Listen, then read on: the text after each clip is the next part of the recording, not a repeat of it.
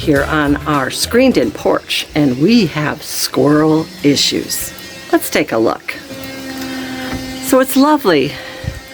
We have this beautiful Tennessee Valley Authority property out here, but right up here, see this little hole? Yeah, well, yeah, see how the squirrel has just dug away the screening, chewed away the screening. And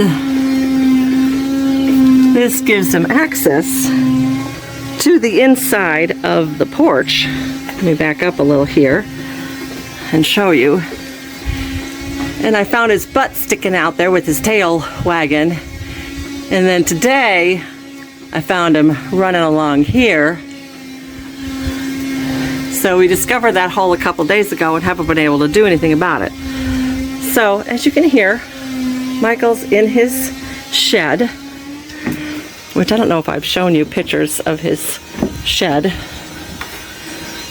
He got it all painted. It's a windy day, so lots of needles and stuff are coming down.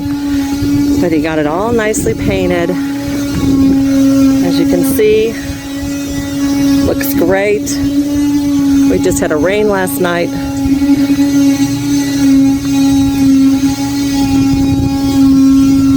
And he is cutting some pieces of wood, I believe, to go right here in this spot.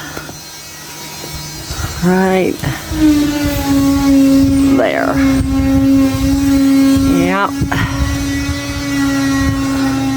Just crawls right up this railing, right up here. They're happy little squirrels. They've got a nice little ramp. They could just go right up here and right up to that little hole and get into a nice little warm screened-in cottage.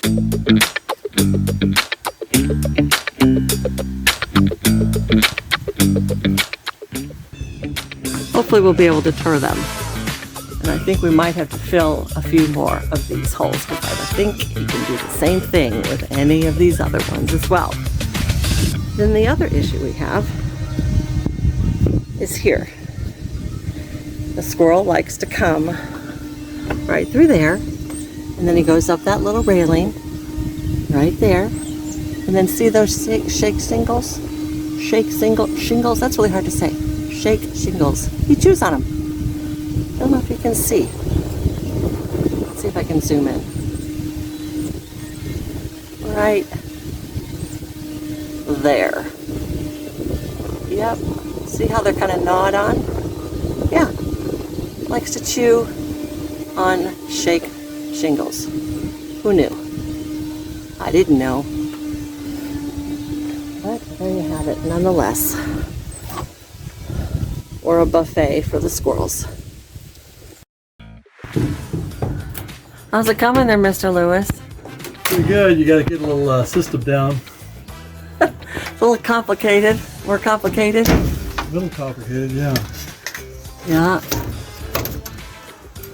So we're just removing the screening and just gonna fill it in like that. That looks good. No squirrels getting through there. No squirrel, babe. Yeah. And so anyway, it's interesting.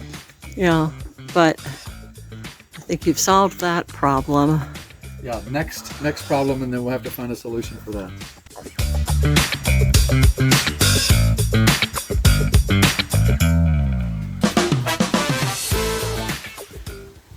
So now we've got our fire pit, a bunch of wood that I've collected, scraps, and there's all kinds of branches and stuff. There's tons of fallen limbs, so I'll be able to get all kinds of kindling. And the reason that we're getting this kindling and small pieces of wood is because power's gone out here for several hours. Not like the folks that are having to deal with it in south of us in Irwin and North Carolina.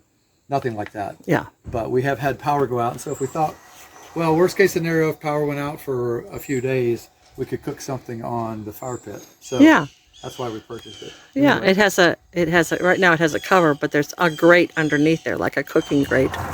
Yeah, and then we're hopefully going to get the wood burning oven. I mean the wood burning fireplace going, huh? Yeah. And then we'll be able to do some stuff there. Yeah, that's pretty cool. It's got a grate. So this kind of fits in here like this, and then there's a grate. It goes on here like so, and then you just put it at whatever level you want. Yeah. Neat.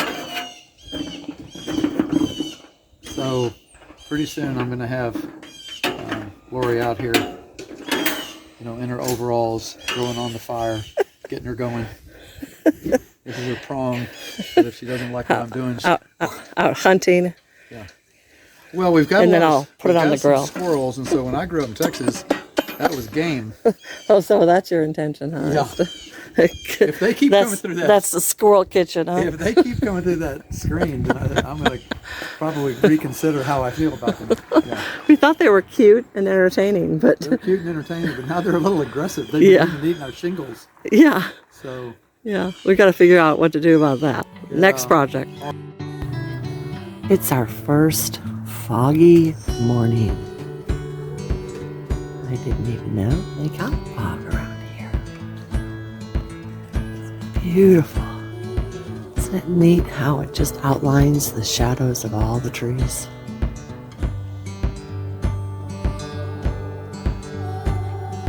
It's kind of creepy, huh? But it doesn't feel creepy. I know it kind of looks that way, but it's actually magical, really beautiful, peaceful.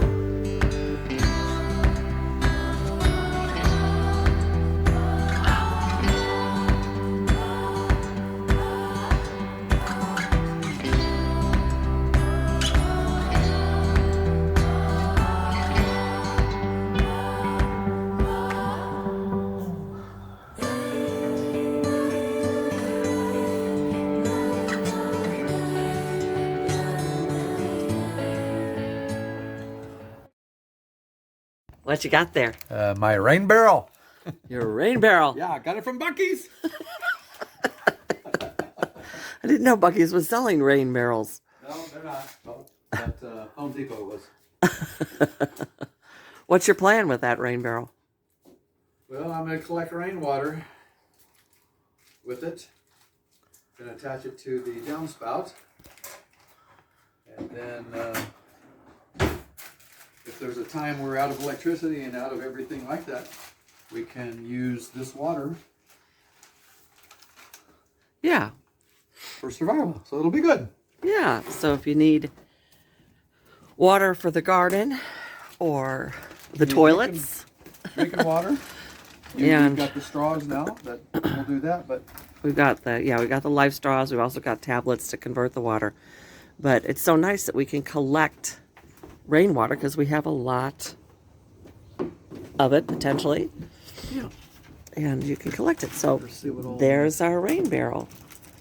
It has a flat side and a round side so that it can go up next to your house. And we are going to be diverting water from the gutter into it. We got this special diverter.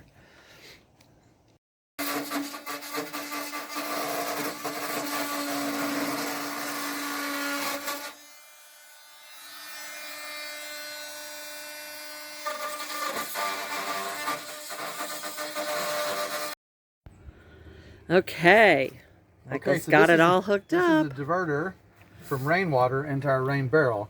And so this comes out when debris fills up in here, and then you can clean this out. So you had to do what to get that on there? So I had to cut this pipe and then cut a 5-inch section out of it to be able to put this in. There's a self-tapping screw that goes in there.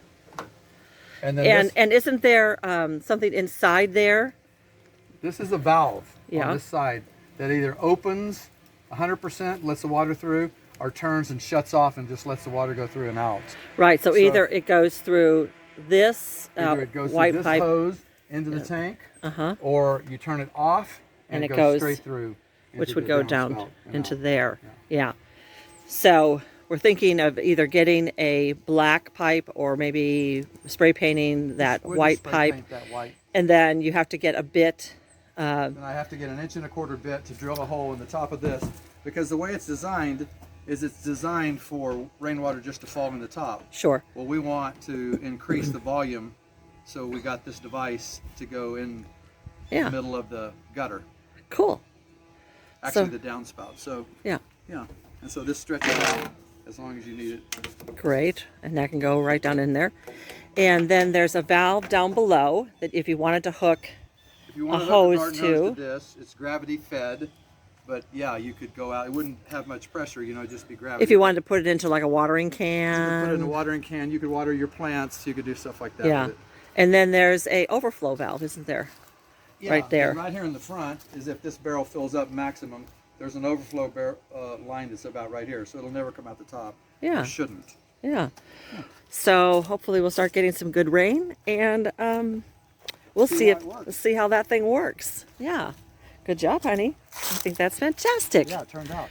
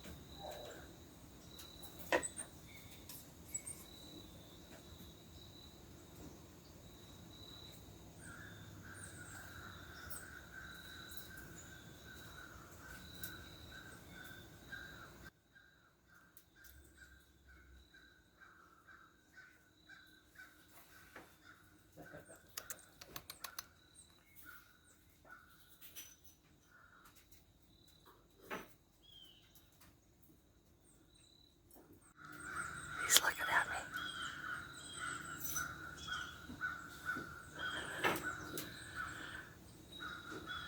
So I have bird feed in there that squirrels don't like, supposedly. And then to keep the squirrel out of the bird feeder, we gave the squirrel its own feed.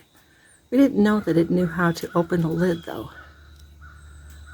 We're going to go through a lot more feed at this rate.